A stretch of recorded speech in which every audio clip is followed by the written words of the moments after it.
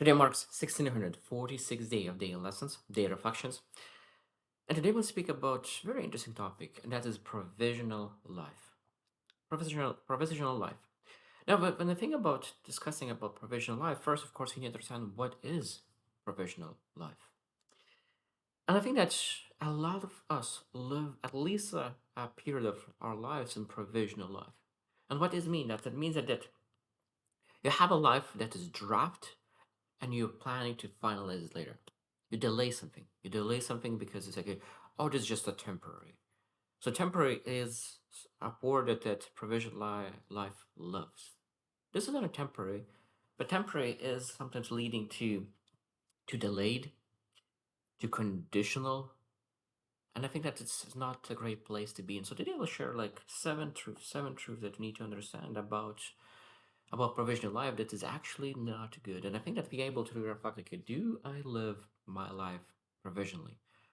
Because if I do, that means that most likely I will not get the benefits or results that I'm looking for because I didn't made commitments, dedications, maybe even callings to do the things that is necessary to be done to really receive the things in life. So number one is temporary becomes your personality. It's interesting because when you allow a crack to come to your life and you say like this is an only temporary and you say that or always say that tomorrow this is just temporary, this is just for a week, this is just for a month, and we sometimes able to ask ourselves how long did they say that this will be temporary? How long is temporary? Because sometimes we live in this mindset that it's just temporary for years. So years are temporary. And this is a question we need to ask ourselves. What is temporary? What is permanent? Because at some point, we can really have that temporary stick and our life become permanently temporary. Our life becomes permanently temporary. And of course, when we live in a temporary lifestyle, it's very hard to really do something meaningful. Number two, you're not keeping options open. You're avoiding loss. And I thought this about that you are not keeping options open, you're avoiding loss, is that sometimes even in as simple as relationships. And you say that I will love to date this girl, I will love to date this girl, or from a man's side, um, and you keep your options open. But if you keep your options open and you're avoiding loss of heartbreak, you're potentially losing the having family, kids. And that's again, this is living in a temporary takes away possibilities when you commit to the things that could come out of that. And I think that sometimes it's just avoiding loss. You're just afraid that something will happen that you will not be able to handle. It might be, but it'll be a massive lesson that you'll be able to carry for the rest of your life. And then again, this is not something that to avoid, but really say that this is an option that I had, and I will make the best decision that I could based on current my wisdom, current my understanding. I will commit to it and will pursue it with all my heart. This is just a way how you actually live a permanent life, not temporary life. Number three, clarity comes from commitment, not before it. And this is such a powerful statement that is extremely important to every single person to know. Clarity comes after commitment, from commitment, not before it. So when commitment comes, of course, with the commitment, immediately behavior shift changes. Behavior shift happens.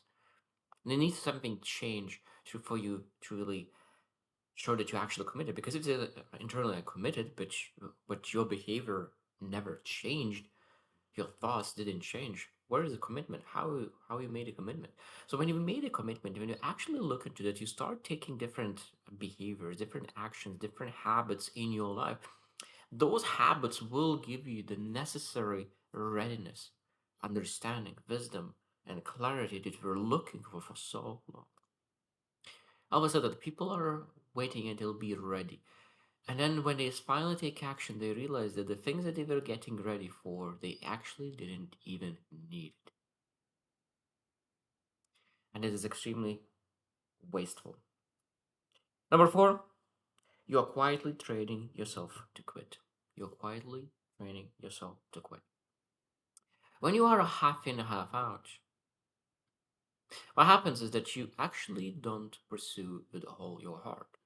But if you don't pursue, when you don't give 100% your effort, when you give 50%, 40%, 60% of your actual capabilities, of your actual abilities, is a higher chance that you will make mistake.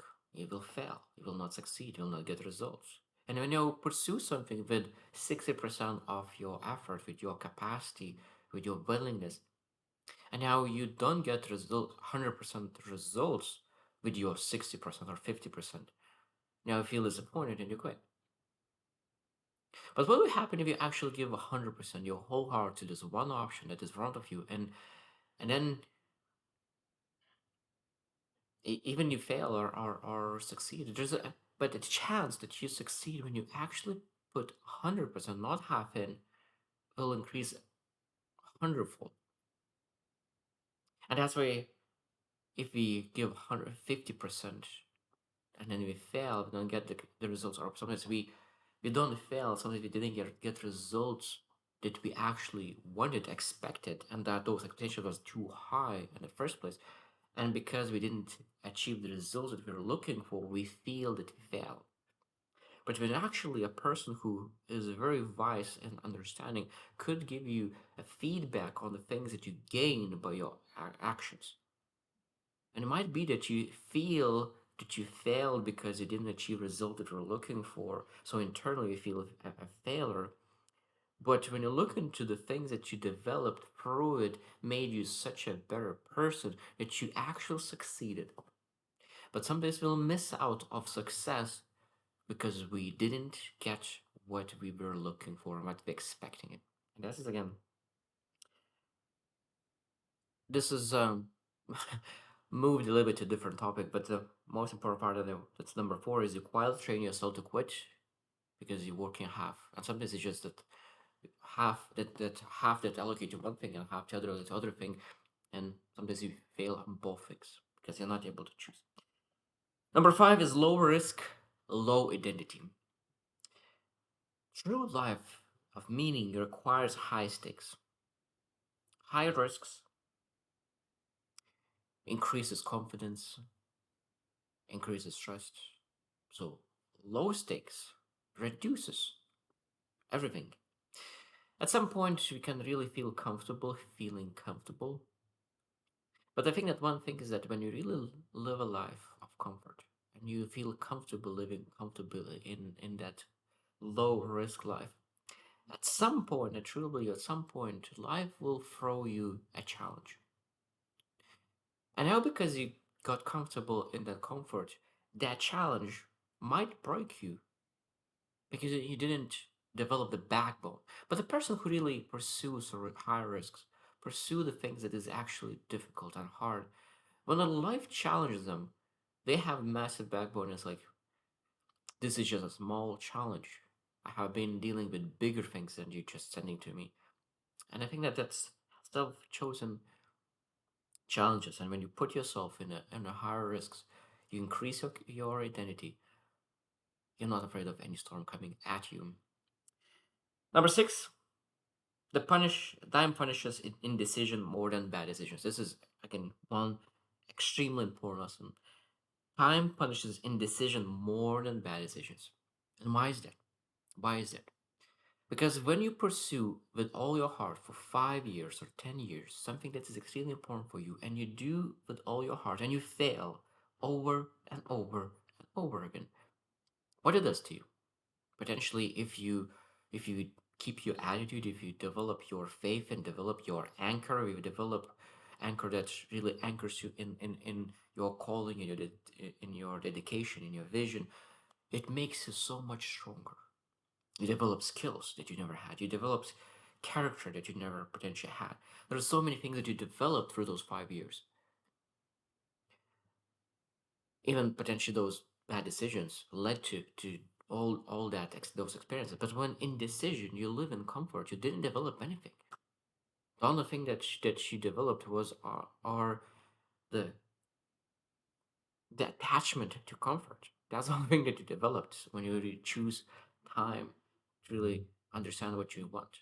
So it's much better to really have bad decisions and really wait for something to change.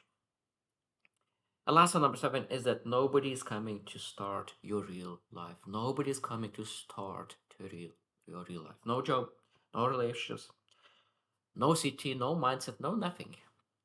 We need to choose to make a commitment to direction that we want to go. Not have and wait. So like, if we just will wait for a couple months, we're like, oh, when we'll get that better job, then I think my life will start. When I'll get the relationship, then it will start. When I'll start my business, then it will start. But again, this is a provisional life because we're waiting something to happen before we start. And this is not a great place to be in. So would you reflect as well, like, do you live a provisional life? Because I think that this provisional life is such a dangerous place to be in because sometimes we just do not know that we actually living it because we have those excuses, those are just justifications to stay there. So I hope you reflect on that, and I hope you choose to win. And see you tomorrow.